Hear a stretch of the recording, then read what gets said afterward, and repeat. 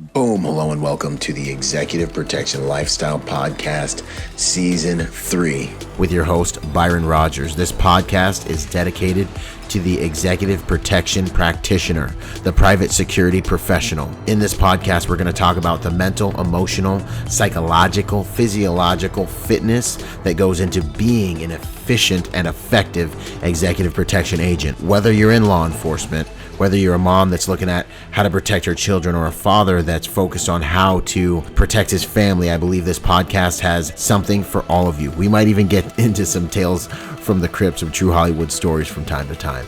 I'm doing this podcast because I feel the reality of this job is simple. If you really want to be good at executive protection, it's more than just a job.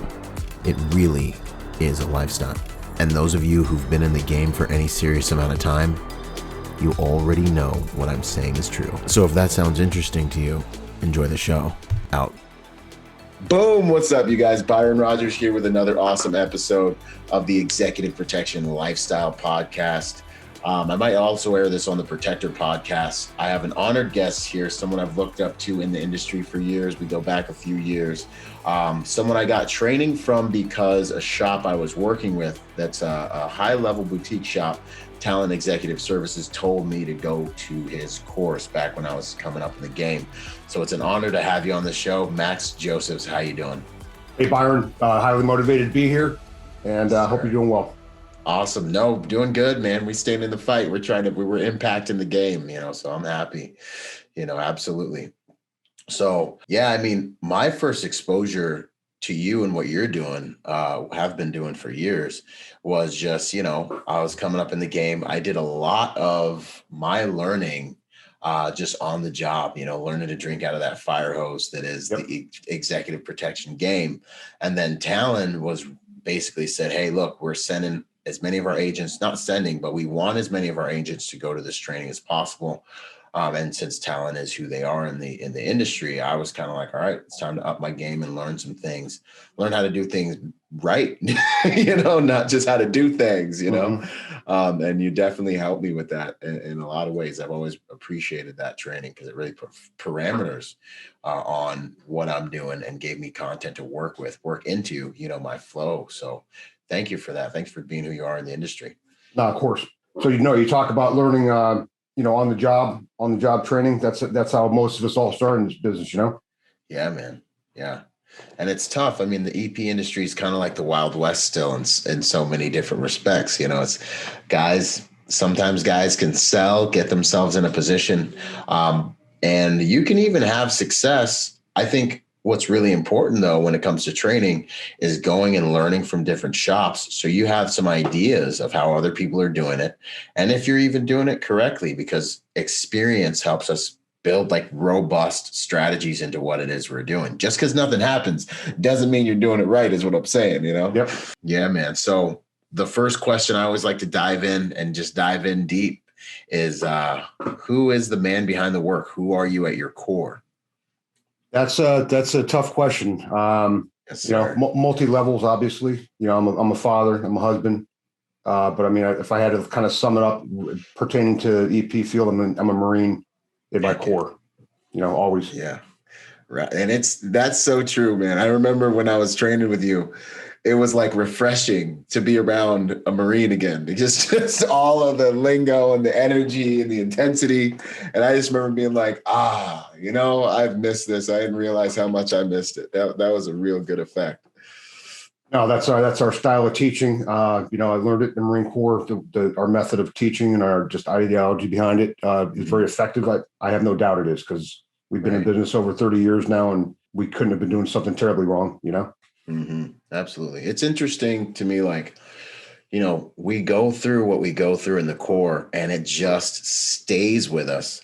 Why maybe it's because it works. Maybe it's because, and sometimes I talk about how they help you build an engine, for life really, and leadership. Why do you think that time, I've interviewed a number of guys that have done multiple things, that have gone through, that have gone all the way up to becoming, Delta Force and being part of the unit. But if you ask them, they're like, hey, I'm the proudest time of their life. Yep. The proudest time of their life is in the Marine Corps. What do you think that's about?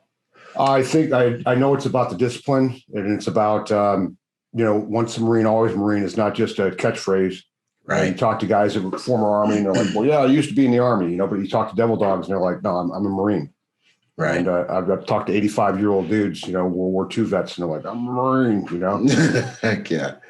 And I think that discipline is huge. It is the big difference, and it is one of the most valuable things to talk about getting into the civilian world. And it's like I had this nest egg, of discipline that I always tried to protect, and like a little flame, that I try not to let go out as I've been in the civilian world, that the Marine Corps kind of gifted, like built into me. I think there's a lot to be said for those tools when it comes to life. That's huge. Go ahead. No, there's no doubt. When I came to your first Protector Symposium, I was blown away at how many Marines were there. You were gracious enough to let me come up and give that award to Aaron Molding. It was just after the Marine Corps birthday, and I there was like a show of hands, how many Devil Dogs in this audience, and it was unreal. It is.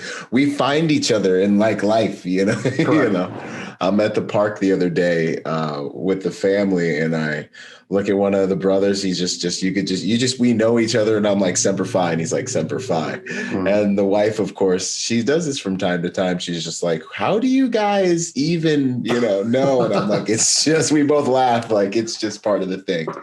You real recognize real, Yep. No doubt about that. Yeah, 100%. So these days with what you're doing, and you have an amazing kind of background, would you mind just real quick, cursory, just going over, your tactical background and what you're up to these days? It started out in the Marine Corps. I was very fortunate to get in a good unit. I was with 3rd Recon Battalion for a year and a half over in Okinawa, and then my last 6 years with 1st Recon Camp Pendleton. Right. And those were really my formative years of learning how to teach, because going up through the ranks, we ended up, running a 10-week in-house recon indoctrination program for these guys, and NCOs were in charge of the entire curriculum, development and training of these guys.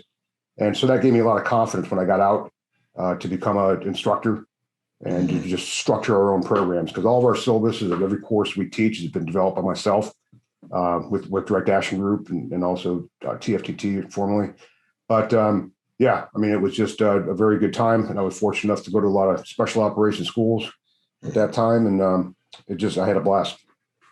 Awesome. Yeah, we're going to dig into a lot of that experience that you have, and it's an honor to learn under someone who has so much experience these days. I want to make sure that, guys coming up in the game really value that, because that experience can help us not only improve what it is we're trying to bring to bear, but avoid a lot of things that can be showstoppers to the career and even, to life out here in the industry and in the game, for sure. What would you say is your mission these days? Our mission is pretty much remained unchanged since I started my company, just to provide, I think the difference with my company and a lot of others that are out there is that we're very diversified as far as our skill sets and background. We're not just single-minded, like some individuals are just single dimensional. Okay. I get it. I served 3 years in Iraq. I killed 50 people. That's awesome. That's impressive. But that doesn't make you a good instructor. It doesn't make you a good, executive protection specialist. Mm-hmm. Our mission is to provide realistic and demanding training. We don't cater to the lowest common denominator. When I work with police departments, I only work really with the SWAT guys, because over the years with patrol, I work with some of their firearms instructors, and like, well, we have to cater to the lowest common denominator. I'm like, well, then you're hiring the wrong people. If you got to do that. But most TAC guys are pretty squared away, and so that's a lot of our work these days. When the wars were going on, we had a lot of military contracts going on with the Army and the Navy. But these days it's back to the game of the EP guys and doggone PDs. Yeah. Wow. You said, how long have you guys been in business? 31 years.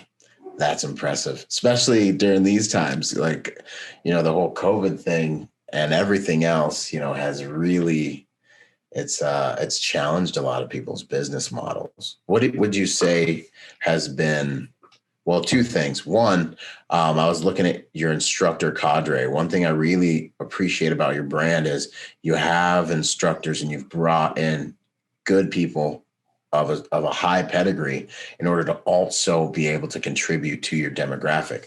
And, in our world of kind of, the Instagram influencer and like the cool guy flashbang stuff, it's like, to me, it's refreshing to see a brand that's just not all about one person, because together we can achieve more is like, it's really a thing, No, without a doubt. Over 3 decades, I've had less than a dozen guys work for me as tactical instructors. They're all vetted for several years before I ever even considered bringing them on board. Wow. And so if you ever receive a period instruction from one of my instructors, it's the same as getting them from me. Outstanding. In fact, this is them right there. Outstanding. Ta-da! That's the pack. Ashley Payne, our first female cadre member I ever brought on board. Yeah. They're all very squared away. Yeah, and she's out there in the industry doing some awesome stuff too. I got to get her on this podcast as well. She's in the EP game, doing Definitely. Some big things. 100%. Yep. No, that's good to go. How would you say, how has COVID and this whole pandemic impacted what you guys are doing? Are you guys back up and running things back to normal? Did it impact you guys? I know it was a drought for a lot of people. No, it impacted us big time last year, and we're getting back on track. But I had a ton of training lined up with different departments who all had to cancel because of travel restrictions and distancing requirements and all that. And so, but it was no big deal. And I like to surf and stuff, so I had a lot of time to get down to the ocean and just relax a little bit. So, but I'm looking forward to getting back and hitting the airports and traveling like we normally do. Heck yeah. No, that's awesome. It was a little bit of a drought for a lot of people, but I think it gave us some time to recalibrate our visions and come up with fresh plans for the upcoming year, man. It's and it also, I think, helped a lot of us evolve our training models, and I've got to come down there and do some tactical reviews with you, man. I got to stay in the loop with what you guys are bringing so I can like get some training and get some hands-on content out to the game, man. I'd love to do that. No, we'd love to have you back out, and everyone that's come out who has been recommended by you or, said you sent them out, they've all been very squared away. So continue doing so by all means. Yeah, that's good to know. That's good feedback, man. That's good to get. What would you say now, just digging into kind of your time in different departments and different organizations, what would you say would be your biggest takeaway from your time as an doing anti-terrorist work? You were doing that for 20 years? I still work for ATA. It's been 24 years now. Wow. And so my last trip with those guys was over in Africa. That's been an amazing experience. I got brought on in 1997. They had my resume for about 3 years before they ever called me. Wow. And when they did, they originally brought me on as a sniper, but I ended up as a sniper instructor, but I ended up doing a lap move over to the breaching cell because when it comes to training those guys, I prefer breaching and stuff over than sniping. But I think that the coolest thing with those guys has been to learn to work with different cultures for a common goal. I've worked in about 20 different countries. Not all of them fun, but most of them were. And the thing is, no matter what background these guys come from, whether, what language they speak, the common goal is the suppression or eradication of terrorism. And so it's a common bond. And I think soldiers are soldiers or warriors are warriors worldwide. I have this 3-word-a-day rule, Byron. No matter what country I'm in, I'm going to learn 3 words every single day, 3 new words, Nice. And the next day I'll remember those 3 and I'll learn 3 more. And within, 2 weeks, you can carry on a simple conversation. So, I really enjoy bonding with those guys and not being, the American and asking if they have a KFC in town, but, no, seriously. And a lot of dudes can't pull that off. A lot of dudes are they're too American and, they can't, humble themselves to other environments and other cultures. They're complaining about, austere conditions and all that. Well, hey, you shouldn't have taken a job if you don't like austere conditions, Right. Man, that's wisdom. I was on a call with Christian West the other day, and we were talking about advanced work and some of the friction points that agents run into out there in the game doing advanced work. And one of the biggest ones that we were kicking back and forth was kind of the whole cultural considerations, like how to be effective with your social dynamics in other countries, how to lead with respect in other countries, how that can, make or break an operation, understanding the culture enough to understand their relationship to time, things like this. So, when you're talking about learning 3 words a day, I think that's wisdom, man. That's something I'm definitely going to look at picking up for sure. Cause I believe it kind of helps grease those relationships and, just shows. There's no doubt it does. They respect it, same as we, want people coming here and at least making an attempt to, speak English, even if they're just visiting. Right. But no, I think it's the way to go. And like I said, a lot of dudes have trouble adjusting to that because they're not used to it. And I don't think some people are meant to do it, period. Right. No matter how long they're still a little bit stiff with it. But no, other than that, it's been a good time. My favorite dudes to work with ATA were the Lebanese dudes from Beirut. Yeah, they were outstanding. I saw those guys several times, and I still maintain contact with them. Nepalese, going to Nepal, that was squared away. Indonesia, those are my three favorite countries. Yeah. But yeah, that's about that. That's interesting, man. I've definitely been to Indonesia a few times. And kind of on what you said, too, about the American thing, it's huge because we do not have a good stigma internationally when it comes to going to a lot of places. And I think it's something that Americans need to take into consideration when they're looking to join forces with other countries. It's something I want to put a star next to when you guys are on the road.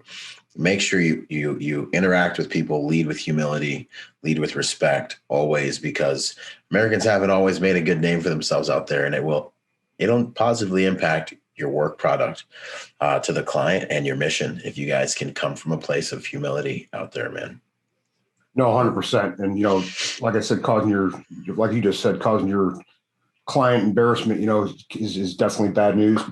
And that can happen, especially if someone's trying to be, I guess, brash or whatnot. When you're dealing with customs, you're dealing with people that are, when you're going through airports, it can get you delayed and, even worse. So, you got to humble out. I had a buddy, legit hardcore as they come, man, got held up in the Ben Gurion Israeli airport for 7 hours because he popped off at the mouth going through customs, cracked a bad joke. And we had to leave him at the airport, man. We're like, hey, man, just link up with us at the hotel because you're going to be here for a while, man. We got to go SF, man. You got to catch up. 7-hour delay is definitely a bad joke. Yeah, man. And he's as hard as they come, but when you're in their hands, you're in their hands. You got to play the game. No, that's a fact. Right. Yeah. I got a lot of stories about getting delayed and stuff in different countries, but it just is what it is. Mm-hmm. Absolutely. Sometimes you got to play the game. What would you say is your biggest takeaway from your time in recon that translates into security or just overall? No, without a doubt, it would be leadership. Also, I guess, like I mentioned before, the curriculum development, how to start training, how to figure out, objectivize your training goals and, build upon those one block at a time. Recon was a blast. I know that everyone's proud of whatever the unit they were in, but I really had the opportunity to do some extraordinary things there, as far as going to different schools. And it was an outstanding time. Also, starting at Parris Island boot camp, going to Okinawa, ended up out here in California at First Recon, which is great because I had two of my brothers that live right outside Pentland. One in San Clemente and the other down in Fallbrook. So being out here and being by the ocean was very motivated, better than being on the East Coast, in my opinion. Yeah. I remember getting, we were picking our duty. Well, we were putting in our request for our duty stations. Dream sheet. Everyone was asking for Hawaii. And I didn't know. You don't know any better. Camp Pendleton is the best place to get stationed. I got stuck. I got put there. In standard Marine Corps fashion, we took a hump through 52 area, Horno, and we saw a squad bay that was condemned in 1985, which, that's the year I'm born. And it's got rats' nests and birds' nests in it. And I remember looking over, and I remember while we were humping and being like, man, I hope I never get stationed here. Well, the Marine Corps guys were listening. And I legitimately got stationed in Horno and had to I was the guy, me and my little other boots were the guys that had to clean out that specific squad bay, chase out the rats, fight the birds, and repaint it and restore it. And we lived there for a year until we went to Iraq. I was just like, this is the Marine Corps. It's poetic, man. No, that's crazy. I work a lot with a New Zealand guy named Alan Brosnan. And Alan owns Tactical Energetic Entry Systems, which is a breaching school back east. We've worked together since '89, right before I even got out of the Marine Corps. I met him. But I was doing a course with him years ago, back in the '90s, right? And there was a dude helping us out, his retired FBI HRT guy. And he's like, I was talking about Ranger School. He goes, he was a Marine. He was a Marine in Vietnam. He goes, I went to Ranger School in 1962. I'm like, 62? That's the year I was born, you old bastard. Now you're talking about 85, the year you're being born. I was jumping out of planes in 1985. That's the year I went to jump school. Man, this world, we all take a turn, man. And for all you young bucks out there, you'll be exactly like me, like Byron friggin' years from now. But just stay hardcore. Don't matter. Heck yeah. No, stay dangerous, stay hardcore as long as you can. It's an honor to be dangerous. It's an honor to be able to still be able to do these things. And every day we are able is beautiful. As long as you use your power for good, not evil. That's the key, 100%. And that's, I completely agree, man. I love that you said that, because that's what I always say is we all take a turn. We all take a turn. You see that guy that's been around the block and maybe he's getting older, you better be respectful, because you're going to be there in like 10 minutes. You're going to be there in 10 minutes. There's no exaggeration. Yeah, man. It's going to feel quick. What would you say, scout snipers within the Marine Corps? What was a big takeaway from them? What did you learn from that experience? I went to Scout Sniper Instructor School in Quantico. So each division has a division sniper school, but Quantico is the instructor school, right? So it's a couple weeks longer. It was 8 weeks long. Fantastic school. It taught me patience, without a doubt. Whether you're stalking or whether you're doing position selection. It taught me attention to detail, where you're talking about your camouflage and, your position once again. And I'll tell you, totally pertaining to EP, and no one would ever think this, it taught me how to write operation orders. I'm talking good ones, very, very detailed op orders. It's something that a lot of teams overlook.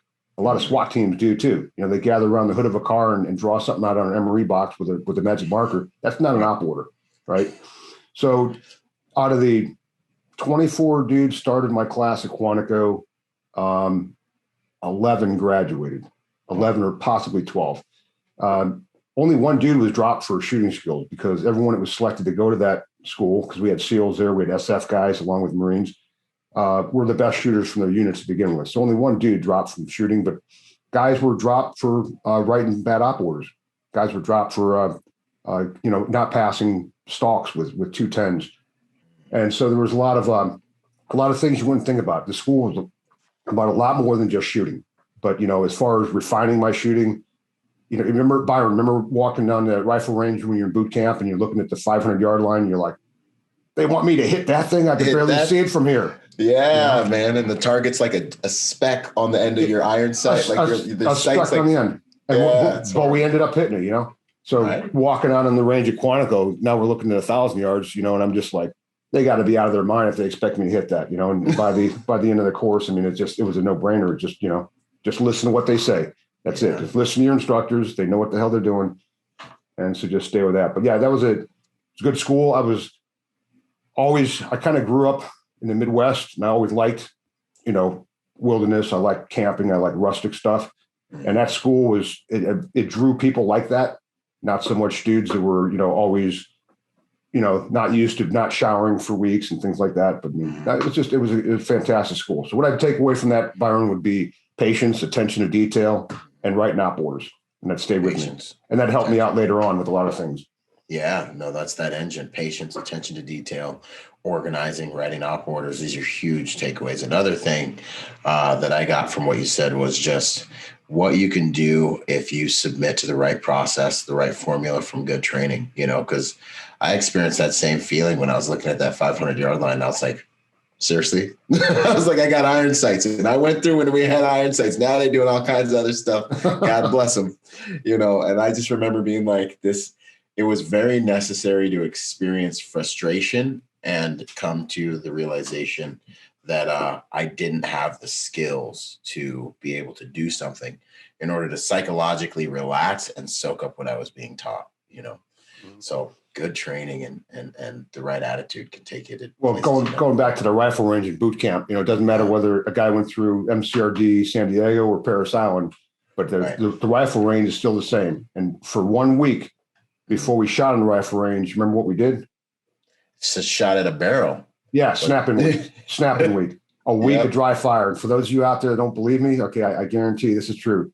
Thousands of times we dry fired those rifles at Able and dog targets on that drum. So when you finally went live fire in the range, after all that trigger control rehearsal, it became pretty easy. Exactly. Yeah. And now that I've been trying to get into competitive shooting and trying to, up my game, I find the good guys are like, yeah, you need to get your underwear hours in, man. And I'm like, what do you mean? They're like, you need to be practicing at your house, getting your dry fire on and working the simple things, the mechanics, those fundamentals. And I'm just like, here we go again. It ain't sexy. And so we don't do it as much as we need to, but it's the game, Yep. No, that's good to watch. So where did you go? Did you go to Parris Island or you went to San Diego? No, I was MCRD, San Diego the whole time. I never got to go and fight the sand fleas or anything like that. So, yeah, that was my West Coast Marine. Diplomatic security and consulting. What would you say about that? Biggest takeaways, things that you still use. So that's when I started in the field, and I was in the Marine Corps. And I was going to stay in for 30 years because I love my job. I got paid to shoot and swim and jump out of planes. I loved it. There's no way I was going to get out. Right about 1990, the big surge of guys got out. They were trying to get guys to get out. They were giving them bonuses sometimes to, to leave early, take early out. And so 9 guys from my platoon all got out. And about 6 months later, one of them called me and they said, Sergeant Joseph, you got to come check out this job we got. You'll never believe it. And you got to remember back then, Byron, this is before 9/11, and the whole EP world was not anywhere near like it is nowadays, where you have Google, you have all these gigantic, multi-trillion-dollar companies. It was very unique and kind of unheard of back then, other than so-called celebrities having, bodyguards. So I got out, I went up there, I checked it out. There was a full-time team of 37 guys working for a client, an American client up in Beverly Hills. And I got out and I was number 38 in that team, and 38 full timers. That's a large detail by anybody's standards, even nowadays. And so it was culture shock to me because getting out, one of the few times I've ever been in an indoor shooting range in my life, because those things scare the hell out of me.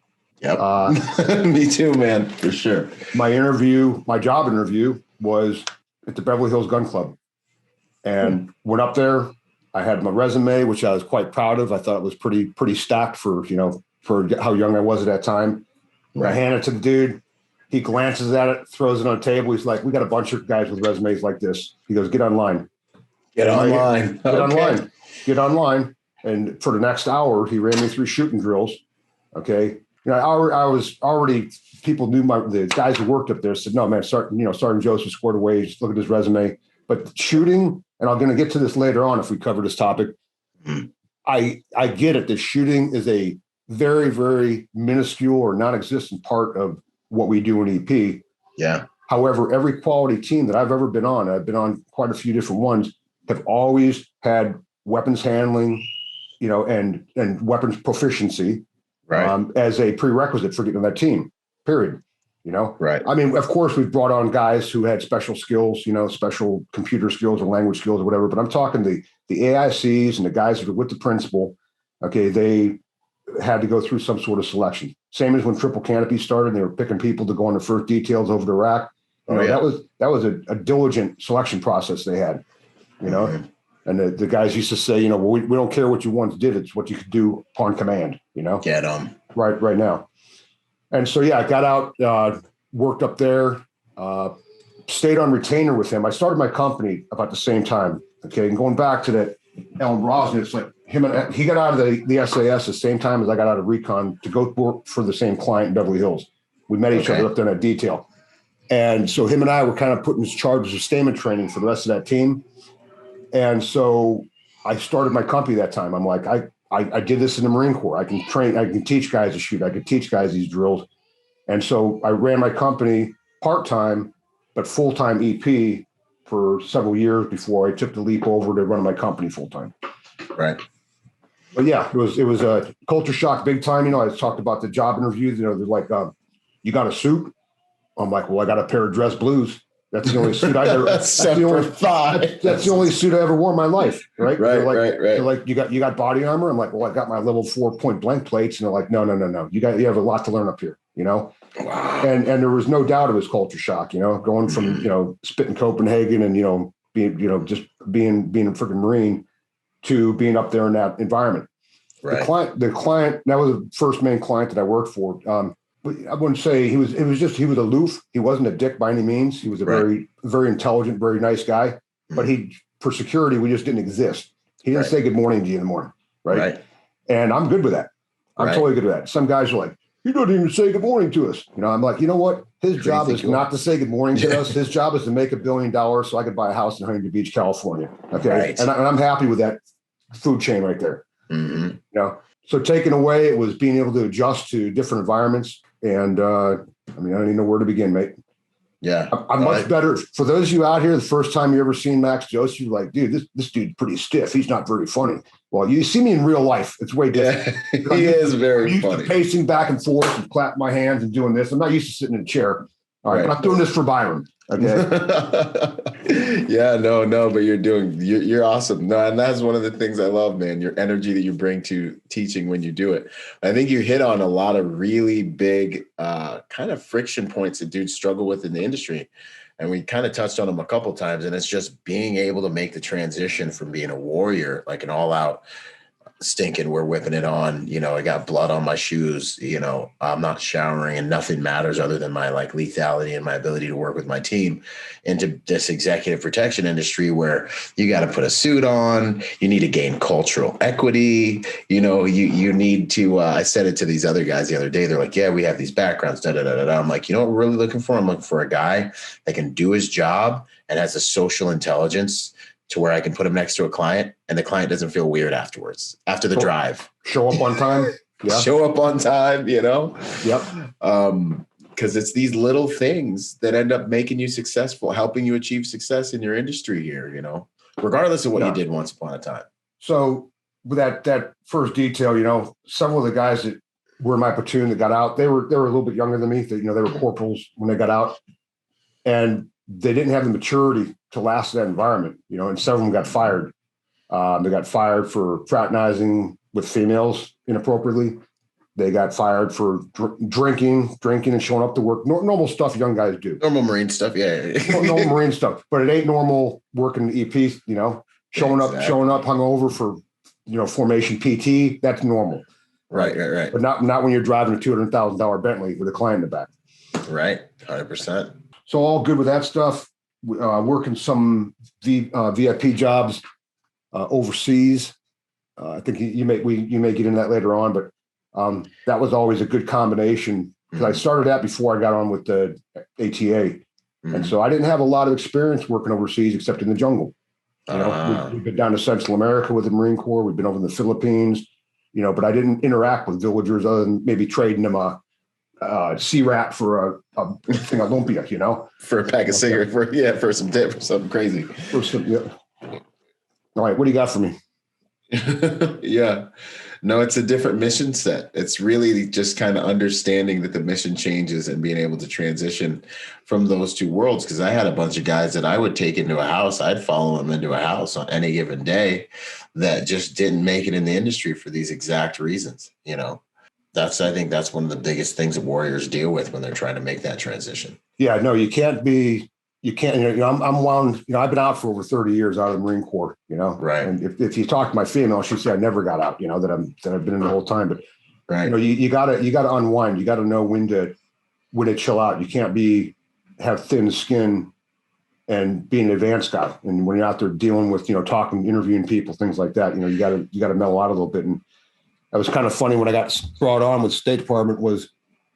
I was the only Marine on the team there was 11 of us. I was the only Marine on the team at that time. And all the rest of the dudes were all Delta and SF dudes. Wow. Right? So I caught an unheard of amount of shit every morning. I'd show up to the range and they'd be like, hey, what's a Marine call a helicopter? Ooh. you know, and that's how my day would start. But we ended up becoming, really good friends, and those guys were super knowledgeable. But as far as like appearances go, you would never think that they'd been in the military in their life, long hair and unbloused boots. And I'm all high and tight at that time and like, yelp. Yeah. Dude, you need to chill out, man. You need to freaking relax a little bit. You're going to have a stroke. You're not in the Marine Corps anymore. Freaking chill out. And so anyway, when I started my company, it was like that was my own personal little Marine Corps. I could be as hardcore as I want to be when I'm at my range. Heck yeah. That's the game. And it's something that I do too, is building that side hustle while you're in the industry, being able to balance the two of them, because it's tough to serve two masters. It's just a sidebar. What would you say about, building your own side company while being active, with the private security industry? Is there any knowledge that you would drop to guys that are working on side projects while they're also in the game and the balancing act and all those things? Yeah, without a doubt. When I started my company, it was different dynamics than it is nowadays. It was to have a shooting tactics school. That was very, very unique. There was really there was Gunsight, there was Ray Chapman and John Shaw back then, that had schools back around. So I think I got in at a good time. I got in before the industry became inundated with every civilian that's been through 3 shooting courses opens his own company, Right. But as far as advice, it's, listen to people that have been doing it for a while, reach out. I had mentors that totally helped me before I even knew that you could even start your own company. I was helping this guy out who owned a company in Orange County here. He was a former Army and former Marine Corps vet, Vietnam, Bronze Star, Silver Star. And he had a company that did training for guys that wanted to go overseas and be mercenaries at that time. He had a short ranger school. He had a SEER school. And I used to help him out for free. I would take leave from the Marine Corps and I'd go help him out and be one of his instructors. And I'm like, you know what? I can do this. In fact, I could probably do it a little bit better because I'm fresher with this stuff than he is. Mm-hmm. And so that's what gave me the confidence to start my company. But, once again, I asked him for advice. How do I do this? Yeah. I have zero business, background. It was learning as we go. Fortunate to have a very squared away female that's been with me for a long time, my wife. And, right. She's smarter than I am. So she's helped me out with a couple of things. But, seek out advice and just don't try to take off too big of a bite at a time. A lot of these companies, they come out of nowhere. Mm-hmm. The dude's driving a $100,000 Hummer. It's like, and he's out of business a year later. Yeah, wrapped with his emblem, with his brand, and it's all. I've seen that happen so many times. The dudes with the biggest mouth sometimes are the first ones out of business. So be humble, seek advice, and be safe for sure. Oh yeah. I hope you guys are listening. That's wisdom right there. That is wisdom. And in my entrepreneurial extracurricular activities, I'm a grunt, I'm a grunt first. So I'm like not scared. Like, it's interesting because I'm like not as scared as I probably should be of things. So I'm like, yeah, let's do it, man. Let's build a parachute on the way down, And I've been in many situations where I'm like, what am I going to do? How am I going to pull this off? But we're Marines, by the grace of God, and we're Marines, we figure it out. But that's some good advice. That's wisdom, man. Don't bite off too much. Consistent incremental progress is a fortress. That's what one of my guys, Tim Scarrett, Tim's been with me almost 20 years, one of my instructors. And, he said a long time ago, he's a very smart dude. And he's like, hey, Chief, he said, slow and steady growth is better than dynamic out of nowhere, because you go up fast, you come down fast. Yes, and that's what we've been doing. We've been steady throughout the years. And I keep my crew very lean as far as, numbers. Our overhead is not very high. And it's like, that's it. These companies that have huge payrolls, something comes along like COVID, and they're screwed big time. Cumbersome. So 100%. Exactly. So we're very lean, and we're going to keep it that way. Heck yeah. No, lean in a good way. Lean and mean. Lean and mean. That's how we like it. What would you say? And one of the things I noticed about your course that I really, really appreciated was there was a soft skills portion. There is, this is how you do these soft skills things. What would you say about the soft skills in relation to the hard skills in executive protection? No, I mean, the soft skills are every single day from the time you show up to the time you get off. Hard skills are something we hope will never happen. but you got to be prepared for it, or else why would they be paying us? Okay. If we're not there preparing for something bad to happen, how do we justify our job existence? No, the soft skills are important. It's something I had to learn for sure. And I was fortunate to have guys take me under their wing and teach me that stuff. And that was something when, you know, all these cats started rolling back from Afghanistan and Iraq, and they're like, you know, they work PSD in environments where they're, you know, getting shot at and freaking IEDs are going off. And they think that they can jump right in to the civilian sector, but they don't correlate that. I mean, it's not the same thing. And so for a lot of those guys, and greatest amount of respect for, you know, the multiple tour combat vets, you have to freaking relax a little bit and learn the soft skills, because that's what you do every single day. Awkwardness in environments like that. You know, when I first started working and going to those places, I did feel awkward, you know. Right. And everyone knew Sergeant Joseph as, you know, spitting Copenhagen and swearing and, you know, this and that. And most of you still do know me like that, but believe it or not, I have a whole closet full of suits over here. Right. But yeah, you had to learn that. You know, I grew up in a very blue collar middle class thing, you know, back east in a steel town in the Midwest, and so it was a different environment, you know. But you just you bend, you know, you bend or you're going to break. So yeah, just do it. That's how the willow tree survives the storm, as they say. Thoughts on the ideal traits of an executive protection agent when you're looking at guys, maybe bringing a guy on a team, or maybe recommending guys to join forces with any of the companies you're associated with? What kind of traits are you looking for? Yeah, and that's something I don't take lightly, because I have recommended several of my students, you know, that have gone through my VIP course or that I've seen in different environments. So, you know, it's huge. And there's a lot of them. Believe it, you know, honesty, number one. Okay, because sometimes you're around a lot of cash and jewels and temptations and things like that. Punctuality is huge. All right, I'm fanatic about punctuality, because all your details all revolve around a timeline. Right. That motorcade is supposed to be outside when that principal walks out at 0900. It can't be showing up at 0902. Right, you have them standing there in the rain for 2 minutes. So punctuality is huge. Maturity, intelligence, obviously, and fitness, you know. Yes. Not everyone has time to go to the dojo 6 days a week, you know, but you can't look like a slob, and you better be able to grab that client and get him, you know, to protection if something's going down without having a heart attack yourself. Yeah, 100%. Solid. I think fitness is another one people run from, but it is integral to being a protector. It's just unavoidable. No, there's no doubt. But, you know, fitness goes along with your whole mental alertness as well. You know, usually when people are slovenly, they think slovenly. You know, in fact, they did a survey, and one of my guys, Tim, told me this deal, because he does a lot of research on police statistics, but they interviewed all these dudes who are cop killers. They were in prison for life, or they're on death row. And they interviewed him to find out, you know, why did you pick him? What was the moment that you chose to kill this police officer? Okay. And what made you think you had a chance of success? And what a reoccurring theme was uniform was sloppy, okay, or he was fat. And they said if he's sloppy and he's fat, he probably doesn't train very much with his firearm. In fact, he probably doesn't even clean it. You know, right. It was even little things like haircuts. You know, he had a sloppy haircut.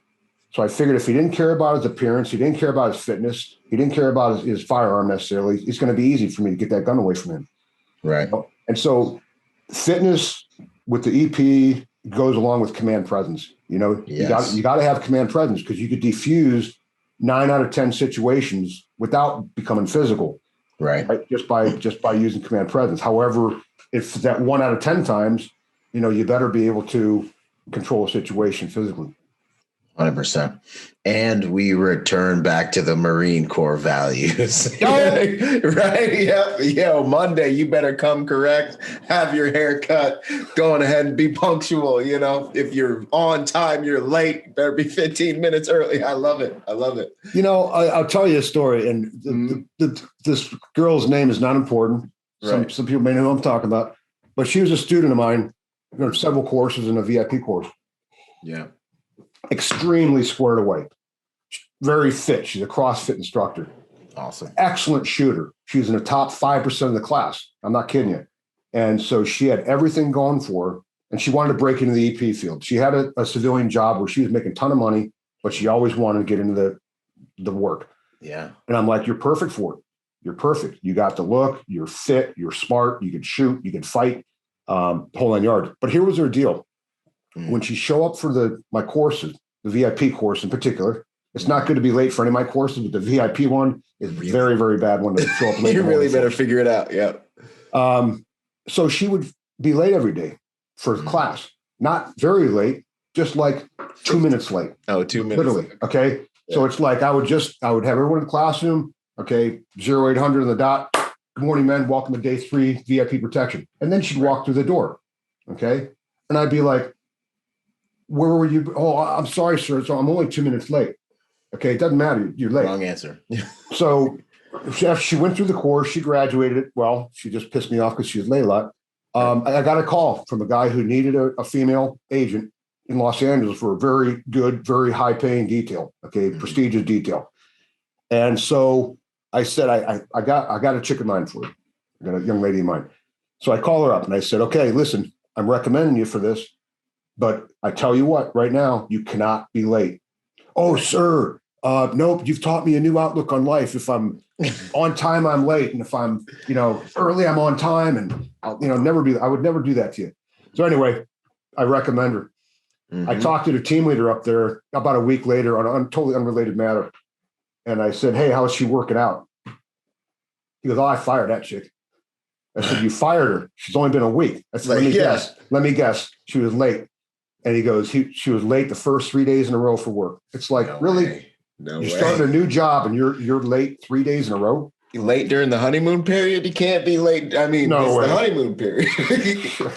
It's going to be worse. Yeah. So anyway, punctuality is just, it's something I believe is very huge. We used to, and I hate sounding, kind of older here, but when I started in this work, dude, we didn't have cell phones. We didn't have laptop computers. Okay. You're getting ready to go to Eastern Europe, whatever. You went and you got a damn encyclopedia and looked that country up, did study on that. Computers were just really coming out. Very few guys had computers. Oh. But you know what? So no cell phones, no laptops, no GPSs. We never missed a movement. How we did it, I have no idea. But when that client's aircraft would land in Bucharest, we're standing there on time. We never missed a movement that I can ever recall. And I reflect on that a lot. How we did it, I have no idea. Okay. It's like forgotten technology. How they built the pyramids, no one remembers. Okay. But all I know is someone built those pyramids, and we did details all over the world without all this technology. Is it nicer to have it? Of course it is, Right. But I still go to some places where you ain't going to get cell phone reception. You're not on EP details, but on other things. But yeah, so we got along without all that stuff. A lot of guys these days, like, I did a course up in the Bay Area for one of the large details up there, and we're going to do our FTX the next day in San Francisco, by the downtown, the wharf, and all that stuff. And it's a student-led op order. So he's given the op order. They had classes all week on how to write those. So he's issuing the op order, and here's every single person in there on their phone. They're logging all this stuff in, right? Right. I told them, I said, you have to have a written one too, okay, in case your phone dies, or in case you lose your phone. But they all did that, their phones, right? Which is normal, especially for these guys because they work in the tech, community. But when the op order got done, I said, okay, I said, team leader, I said, a very good job. That was very well done, very detailed. I like your delivery, et cetera. I look at everyone in the class, was like 24 guys. And I said, okay, is everyone confident what's going on today? And they're like, yes, sir, we're ready. I said, I had a basket there. It was something that they brought muffins in or something. No. And I said, what happened if I set this basket here and had every one of you put your cell phones in there and then head out and do this detail? And they just quiet. They was silent, and they said we'd be, as well know what they said. They were serious. They said we couldn't do it. Can't do it. Yeah. I said you couldn't do it if you didn't have a cell phone. And they were like, how could we? And here's a funny one, mate. There's your failure point. Yeah. I'm doing a course for the Navy, and we're doing NVG stuff at night. and it's raining and the guys are all struggling with their nods, and we're going to go do a movement, do a short patrol for a couple clicks. And I said, just take them off. All right. Just take them off. They're like, well, how can we see? And I said, we patrolled all over the world at night without nods. And they looked at me like I was full of crap, Byron. I'm not kidding. They were like, oh my God. They're like, how could you see anything? Okay. We could see things because we didn't have a big green freaking nod stuck in our eyeball. Right. Are those nice to have? Yeah, they're nice to have, but you got to revert back. And I remember SF guys give me a hard time all the time. You're like, oh man, you're navigating with a compass, because we were doing compass versus GPS and all that, and I'm like, they were looking at my survival kit and I had magnesium match, and they're like, hey, just bring a lighter, devil dog, and just like that. But I mean, I believe that to fall back on the austere skills are going to save your ass. I really do. Yep. Then it's just more dependable. It just is what it is. That's a less of a failure point. No, that's good gouge, man. That's good stuff. What would you say is the hardest lesson you've learned in the field in the private security game? I saw, I reflected on that, and it's hard to say the hardest lesson I've learned. I would have to say, keep your opinions quiet, keep them to yourself. It's like my dad always told me. He said, don't speak about religion, sex, or politics, right, around strangers. And that's always wise. But with clients and clients' family members, it's huge. For me anyway, don't be yourself. Yeah. Don't be yourself. Be the agent. Keep your doggone political views, your sexual views, completely yourself, and be the gray man. Be the gray man. No client ever likes a dude who wants to be his lapdog and be around him all the time, seeking approval and favoritism. Those are usually the first guys that are fired. Yep. So be the gray man. And that first client that I worked for him for over 2 years before I ever even knew my name. And I had awesome. It was awesome. It was awesome. Mm-hmm. Okay. So I had to drive him one time, and we're stopped at a red light on Rodeo, and he looks over at me and he goes, because he was actually up front. It was strange circumstances for this thing. I was giving him a ride because he had been at a party and he wanted to drive home. Mm-hmm. So I was driving him, and he's sitting next to me and looks at me and he goes, "What's your name?"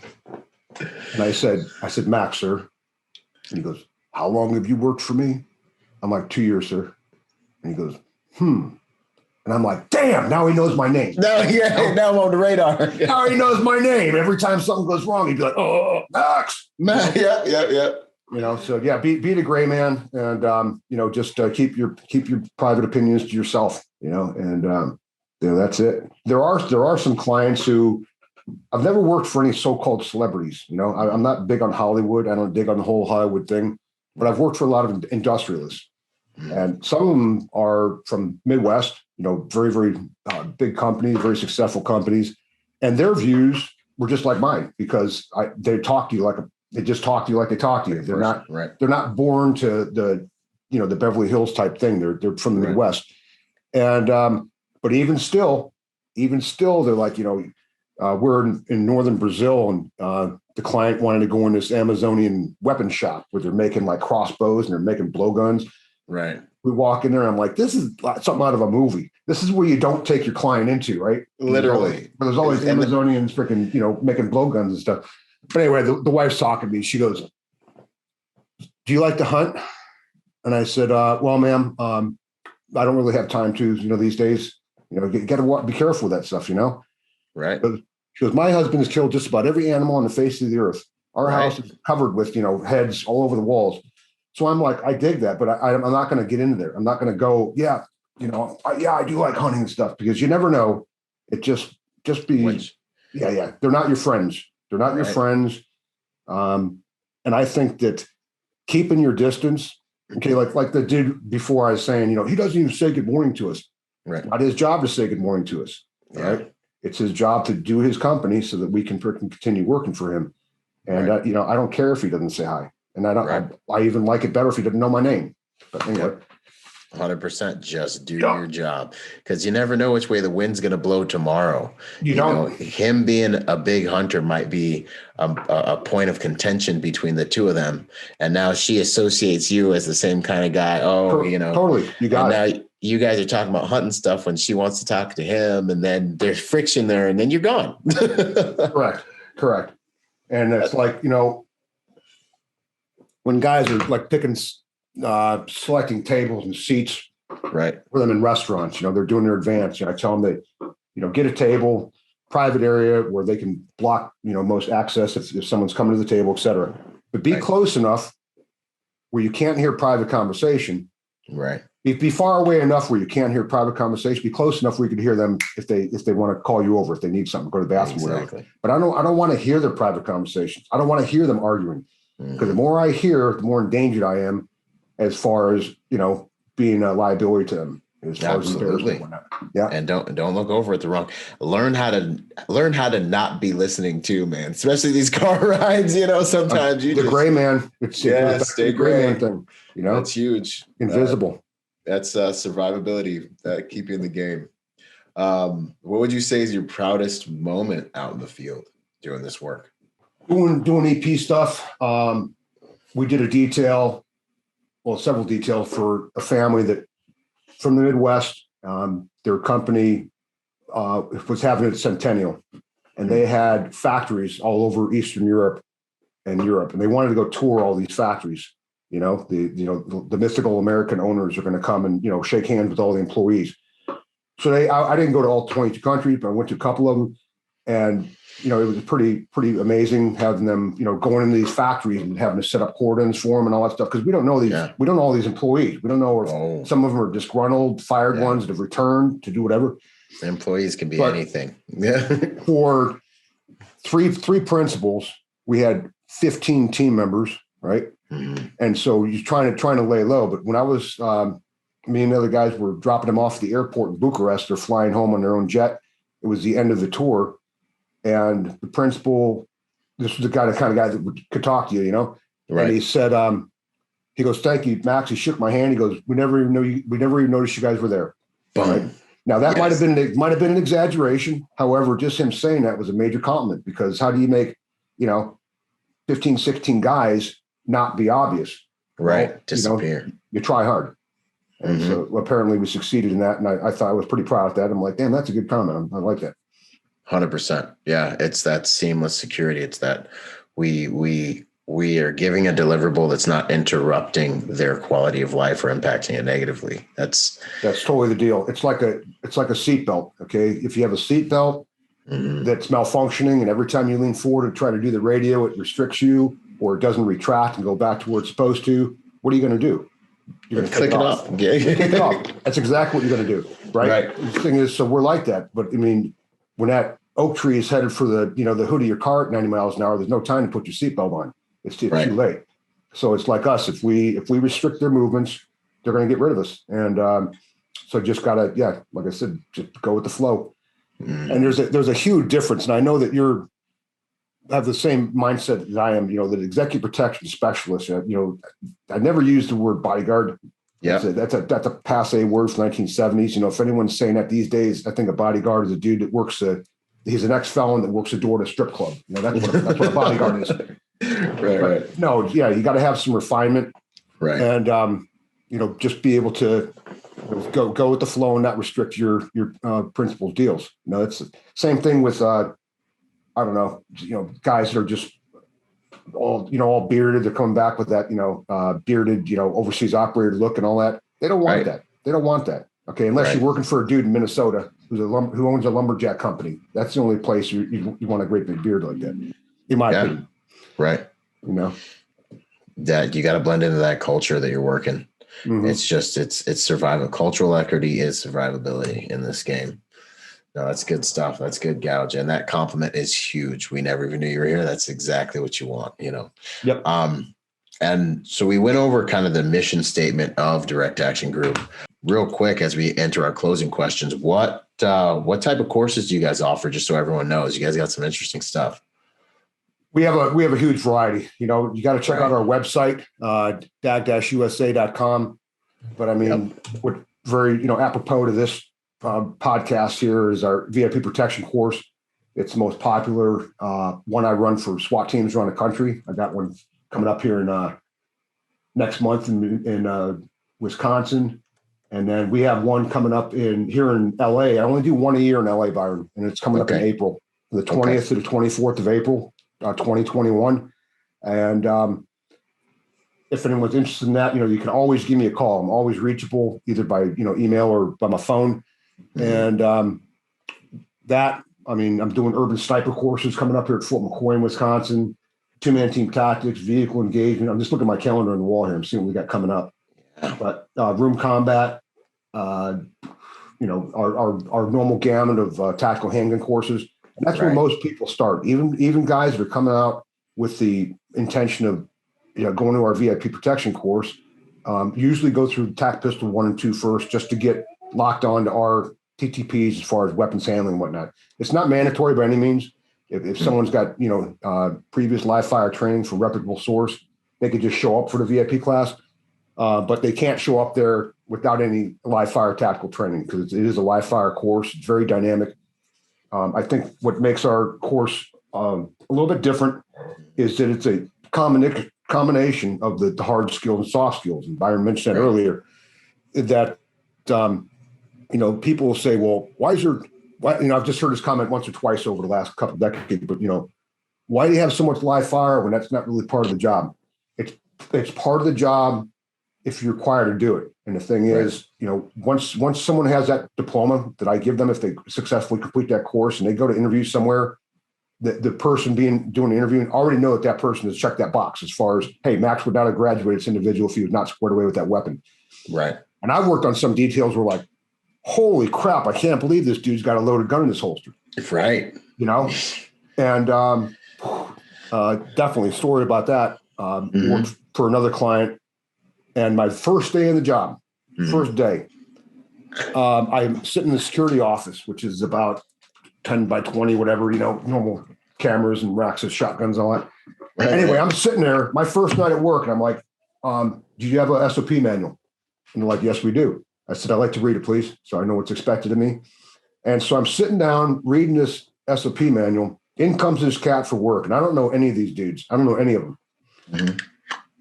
On the desk next to me, he's opened his briefcase up. He pulls out a stainless steel Colt Commander, slaps a mag in it, and racks around in that weapon, standing right here. Okay. Oh, boy. I'm like, hey, you idiot. I said, what the hell are you doing?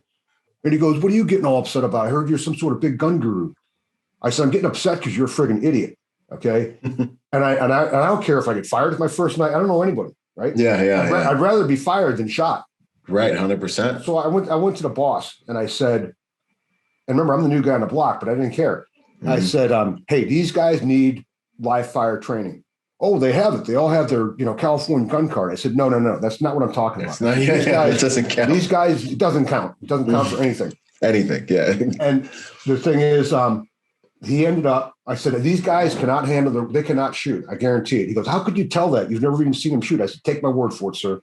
Yeah. So the client paid for them to come out to TAC Pistol Level 1. Okay. Awesome. Our foundation course. And you know what?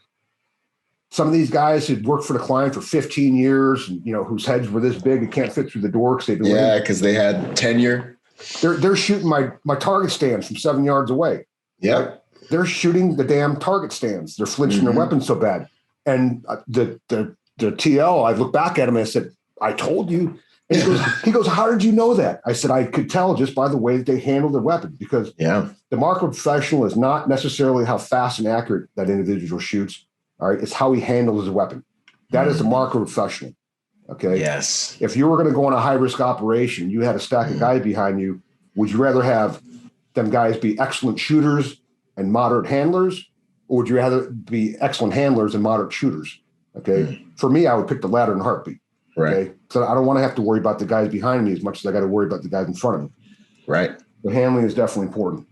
No, this is something that I've definitely noticed over the years.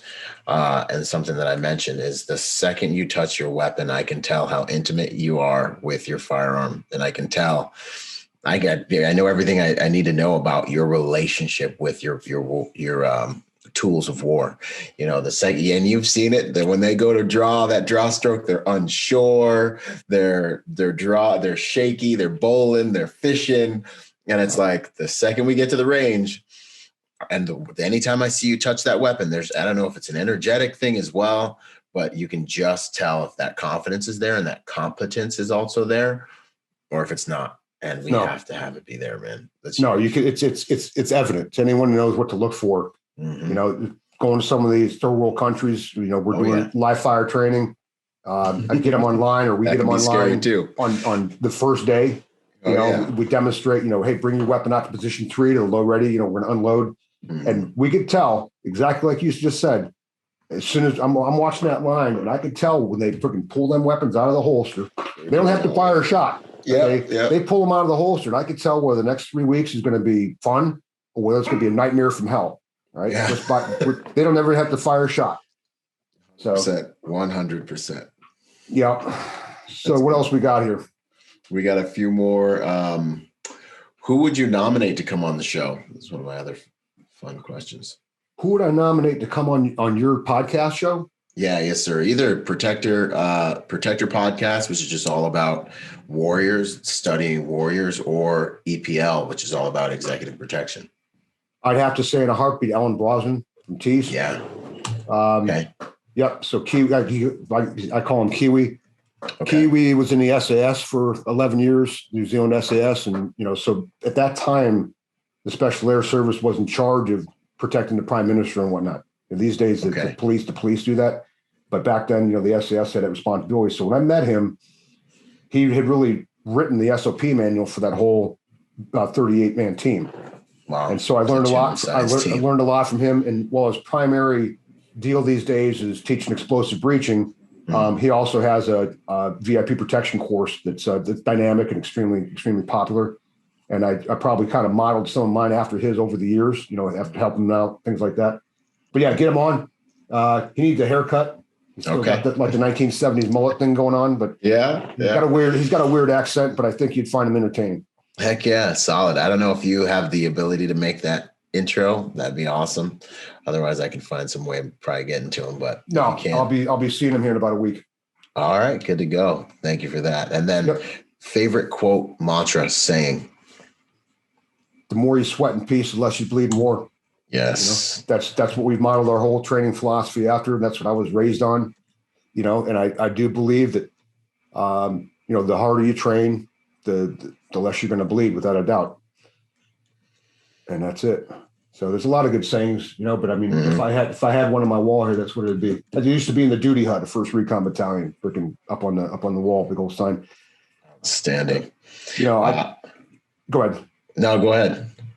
Yeah, I just, a couple shout outs here. I want to thank our strategic partners. Direct Action Group has a couple companies that work very closely and they're allied with us. Maxpedition being one. They've always taken care of us. Vortex Optics, Edge Eyewear, Garmont boots. And these are things that we actually wear every single day. My glass, my binoculars are sitting right here. They're all Vortex. And so these are not just companies that a lot of companies have offered to be partnerships with us and they'll send us products, but if their products suck, we're not going to use them and I don't recommend them. But the companies that we're allied with, and if you go to our webpage, all of them are listed on the home page. So you see all the companies. I don't have time to mention all of them right now. But yeah, they're very, very solid products, very, very squared away stuff. And we use them, and I've worn this stuff all over the world, whatever it is. And I definitely want to thank my cadre. I've mentioned previously how small I've kept my cadre over the years, but I mean these individuals are just very, very dynamic, and I never could have experienced success that we have without having very, very, very loyal. I think one word sums these guys up and gals, Ashley, is loyalty, and just being able to go with the flow, and be flexible, and then especially thanking our students.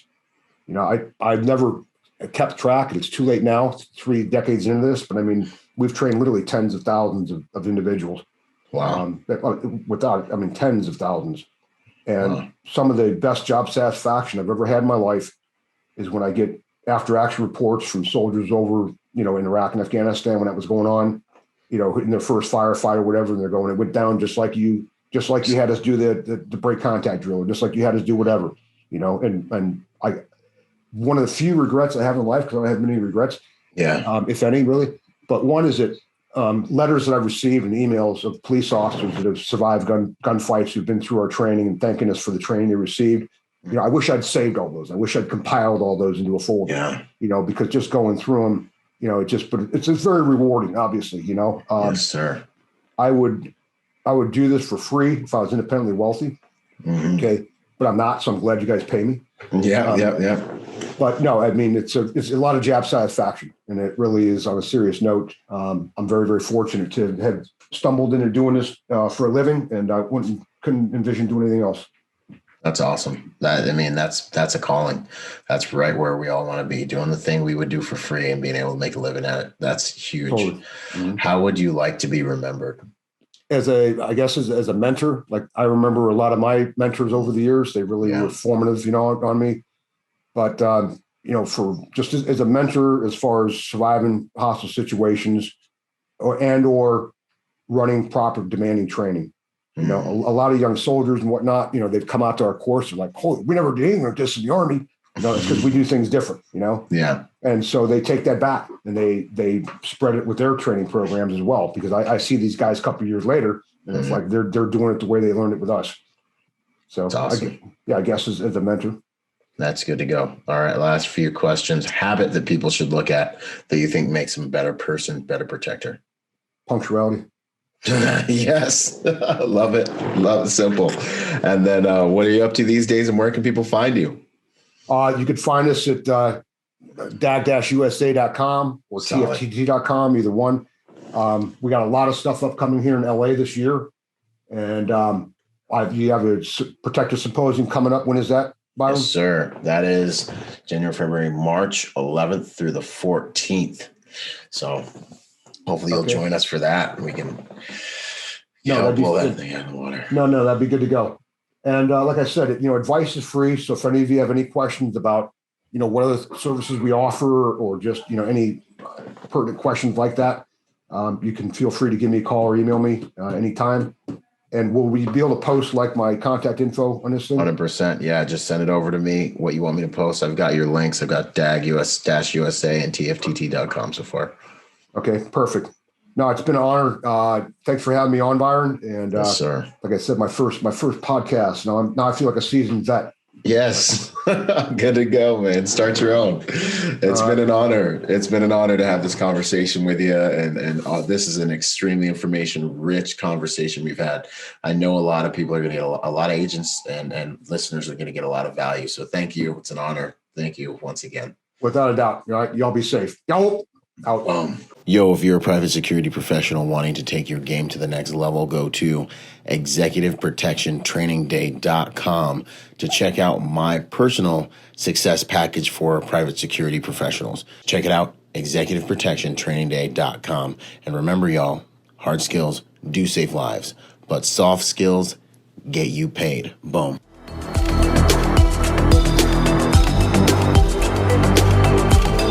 Boom. And to support this podcast, go to executiveprotectionlifestyle.com and contribute to our Patreon account.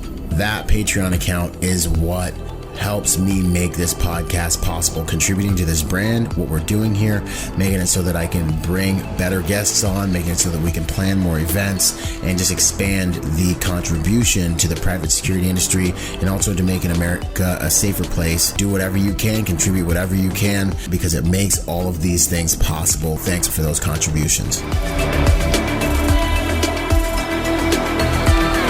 Yo, and before we go, I got a shout out to the sponsors, starting out with Primary Weapon Systems, PWS. They truly are the evolution of the rifle. Use Byron for 10% off. Grayman & Company, the most comfortable tactical suits in the game. Use Byron for 10% off with them. Ballistic Theory. You're going to start seeing a lot of stuff with me in Ballistic Theory because they got good ammo for good prices. Use Byron for my discount with those guys as well. Last but not least, Executive Protection Institute. Hey, go check them out and get your executive protection education on. Until the next podcast, this is Byron Rodgers, protector by nature and by trade. Out. Boom.